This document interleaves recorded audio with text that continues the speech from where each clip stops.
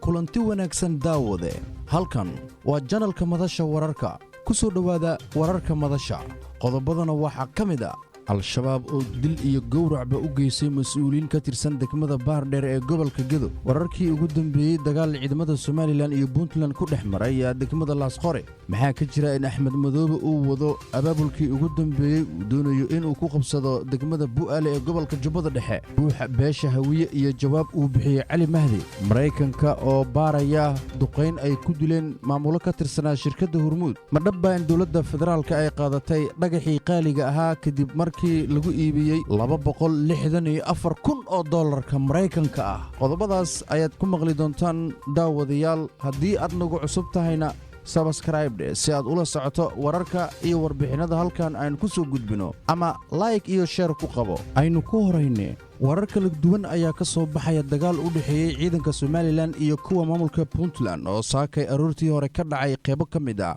degmada Laasqore oo ka tirsan gobolka Sanaag ee waqooyiga Soomaaliya dagaalkan oo muddo kooban socday ayaa waxa la sheegay in labada dhinac ay isweydaarsadeen hubka noocyadiisa kala duwan isla markaasna uu jiro khasaare warar ayaa sheegaya in dagaalka uu dhexmaray ciidamo ay kala wateen gudoomiyaha gobolka Sanaag ee maamul goboleedka Puntland Cali Xuseen iyo gudoomiyaha degmada Badhan ee maamulka Soomaaliland Maxamuud Xamud ugu yaraan hal askari ayaa ku dhintay dagaalkan iyadoo uu ku dhaawacmay mid kale kaas oo haatan lagu dabiibayo xarun caafimaad ee ku taal Laasqore sidoo kale ilo deegaanka ayaa sheegaya in weli cabsi ay jirto isla markaana ay ka jirto gudaha degmada iyadoo la dareemayo dhaqdhaqaaqyo ciidan oo labada dhinac ay wadaan Soomaaliland iyo Puntland ayaa isku haya gacan ku haynta gobolada Sool iyo Sanaag ee ku yaala waqooyiga Soomaaliya waxaana marar badan dagaal halkaasi ku dhexmaray ay isugu geysteen khasaare kala gedisan haatan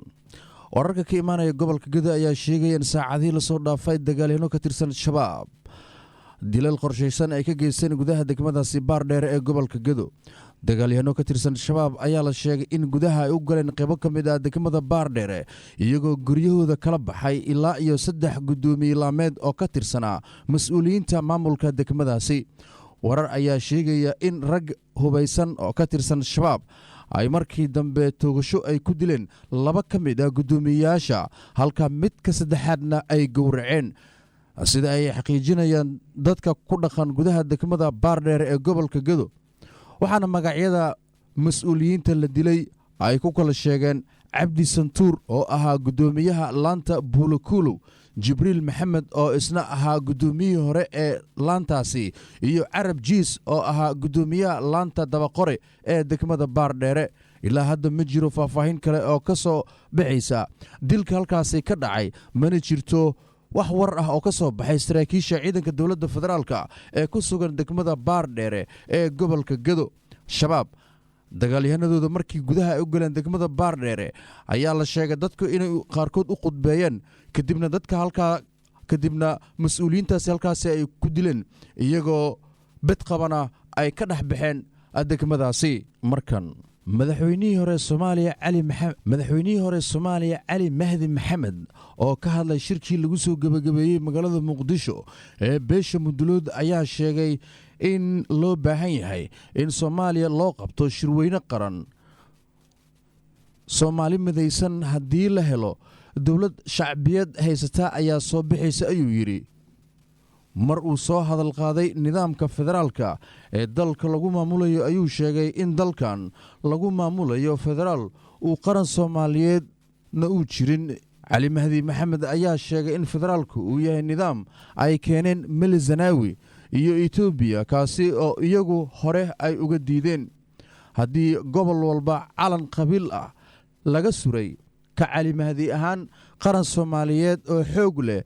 inta cirka noo jiro ayuu yiri madaxweynihii hore ee Soomaaliya Cali Mahdi Maxamed waxa uu sheegay in Ethiopia awalba ay ka diideen in Soomaaliya qaabkan lagula dhaqmo waxana uu sheegay in dadka niyadooda ay ku guuxayso in Ethiopia ay tahay dawladda kaliya ee doonaysa in xasilooni iyo kala dambeyn lagu soo celiyo Soomaaliya taasi ayuu ku tilmaamay riyo maalmeed Cali Mahdi Maxamed madaxweynihii hore ee Soomaaliya ayaa waxa uu sheegay in aysan jirin cid diidi karta beesha mudulood in ay shirto. waxaa cali mahdi uu sheegay in maalmihii la soo dhaafay dhagihiisu ay ku soo dhacayeen warar ah mudulood ma shiri karo, balse si wanaagsan ay ugu shireen magaalada muqdisho. cali mahdi maxamed madaxweynihii hore ee soomaaliya ayaa waxa uu ka digay in waxyaabaha qaarkood la faragashto, gaar ahaan arrimaha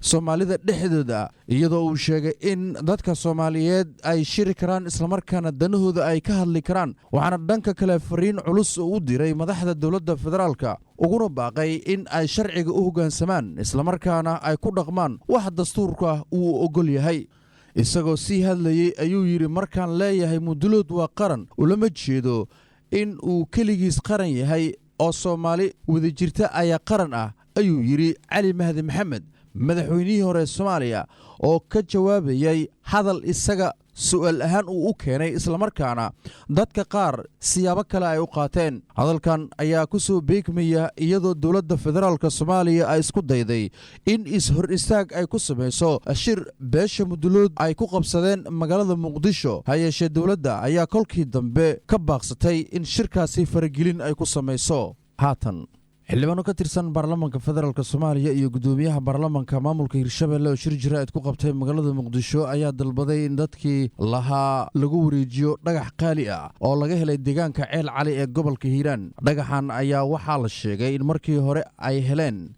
dadka deegaanka Ceel Cali, kadibna ay shabaab xoog uga qaateen iyagoo 2 ruux ka dilay, kuwa kalena ka dhaawacay dadkii helay dhagaxaasi. xildhibaan daahir amiin jeeso oo ka mid ah xildhibaanada golaha shacabka ee baarlamaanka federaalk Soomaaliya shirka jiraa'id nagu qabtay magaalada muqdisho ayaa sheegay in dadkii dhagaxaasi helay shabaab ay dhibaateeyeen islamarkaana ganacsato ku sugan Ceel Cali ay dhagaxaasi ka bixiyeen lacag gaaraysa ilaa iyo $264,000 oo dollarka Maraykanka ah.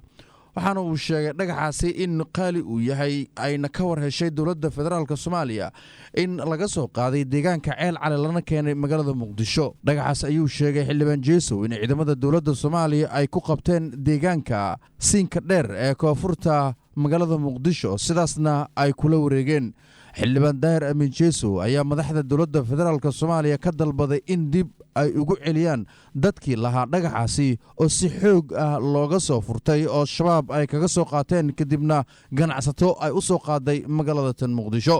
sidoo kale xildhibaan maryan axmed haruun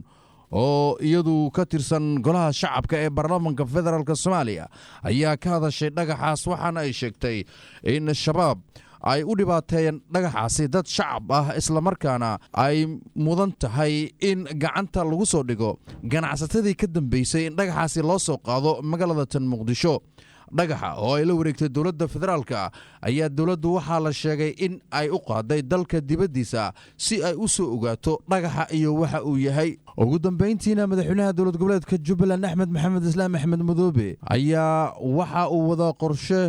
uu ku doonayo in gacan ku haynta degmada Bu'aale uu kula wareego. kulan ka dhacay degmada Dhoble ee gobolka Jubbada Hoose ayaa Axmed Madoobe waxa uu kula dardaarmay saraakiisha ciidanka daraawiishta Jubbaland in ay qaadaan tallaabooyinkii ugu dambeeyay ee lagu doonayo in maamulkiisa loogu soo gacangeliyo gacan ku haynta Dhoble. ilo ku dhow kulankaas ayaa waxa ay sheegeen in diiradda lagu saaray sidii Axmed Maxamed Islaam Axmed Madoobe maamulkiisa uu la wareegi lahaa degmada Bu'aale islamarkaana ah caasimadda rasmiga ah ee maamulka Jubbaland, balse shabaab gacanta ay ku hayaan. wararka ayaa intaa ku daraya in Axmed Madoobe saacadii la soo dhaafay uu kormeer uu ku tagay xarunta ay ciidanka daraawiishta Jubbaland ay ku jiraan ee degmada Dhoble, isagoo ciidankaasi kula dardaarmay in duulaankii ugu dambeeyay ay qaadaan islamarkaana ay taageeri doonaan diyaaradaha dagaalka ee Kenya, kuwaasi oo qayb ka ah howlgalka ciidanka daraawiishta Jubbaland ay ka wadaan deegaanada gobolada Jubbooyinka. gudaana warkii waa inaga intaa ood kala socoteen madasha wararka tan iyo intaynu dib ugu kulmayno warkan mid la mid ah. nabadgelyo.